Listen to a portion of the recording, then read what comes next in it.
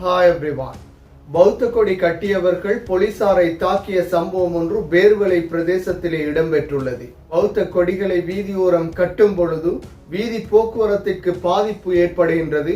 பாதிப்பு ஏற்படாமல் உங்கள் வேலையை செய்யுங்கள் என போலீசார் கூறிய நிலையில் எங்களுக்கு எப்படி நீ வேலை சொல்வது, எங்களுக்கு தெரியும் கொடியை எவ்வாறு கட்டுவது என்ற வார்த்தைகளுடன் இந்த பிரச்சனைகள் ஏற்பட்டுள்ளது.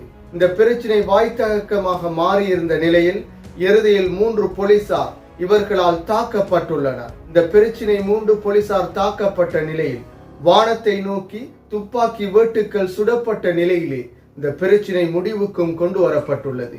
போலீசார் 3 பேர் வைத்தியசாலையிலும் அனுமதிக்கப்பட்டிருந்தனர்.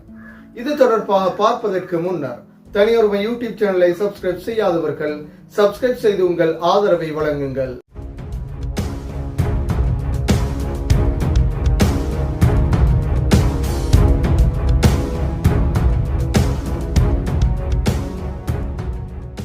வெசாக் பண்டிகையை முன்னிட்டு பேர்வளை பிரதேசத்திலும் பல பகுதிகளிலும் பௌத்த கொடிகள் வீதியோரங்களிலும் கட்டப்படுகின்றது. அவ்வாறு பௌத்த கொடி கட்டப்பட்ட சந்தர்ப்பமாக பேர்வளை துறைமுக பகுதியிலே நடந்துள்ளது. பேர்வளை துறைமுக பகுதி வீதியிலே இவ்வாறு லொரியொன்றில் இருந்த வண்ணம் பௌத்த கொடிகள் கட்டப்பட்டுள்ளது. அவ்வழியால் சென்ற 2 போலீசார் இவ்வாறு பௌத்த கொடிகளை கட்டும் பொழுது வீதி போக்குவரத்திற்கு பாதிப்பு இல்லாமல் செயற்படுமாறு கூறியுள்ளனர். லொரியொன்று வீதியிலே நிறுத்தப்பட்ட நிலையிலே இந்த கொடிகள் கட்டப்பட்டுள்ளது. இதற்கு எதிராக அந்த கொடிகளை கட்டியவர்கள் எங்களுக்கு நீ எவ்வாறு இந்த வேலையை கூறுவது, நாங்கள் கொடியை கட்டுவோம் இவ்வாறு தான் என்ற தொனியிலே பேசியுள்ளனர். இதன் அடிப்படையிலே போலீசாருக்கும் அந்த குழுவுக்கும் இடையில் முரண்பாடுகள் ஏற்பட்டு வாய்த்தகர்க்கம் இறுதியிலே அடிதடியாக மாறியிருந்த நிலையில் அங்கே இருந்த 7 பேர் இணைந்து போலீசார் 3 பேரை தாக்கியுள்ளனர். இந்த தாக்குதல் சம்பவத்திலே போலீசார் காயமடைந்ததாகவும் கூறப்படுகின்றது. அதன் பின்னர் போலீசார் துப்பாக்கி வேட்டுக்களை வானத்தை நோக்கி சுட்டதன் ஊடாகவே இந்த பிரச்சனையும் முடிவுக்கு கொண்டு வரப்பட்டுள்ளது. இதன் அடிப்படையில் 3 போலீசார் தற்பொழுது வைத்தியசாலையில் அனுமதிக்கப்பட்டு சிகிச்சையும் பெற்று வருகின்றனர்.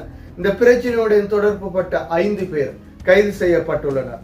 மேலும் 2 தலைமறைவாகியுள்ளதாகவும் அவர்களை தேடி வருவதாகவும் கூறப்படுகின்றது. இது ஒரு சிறியதொரு விடயமாக இருந்த நிலையில் மிக பெரும் பூதாகரமாகவும் வெடித்துள்ளது.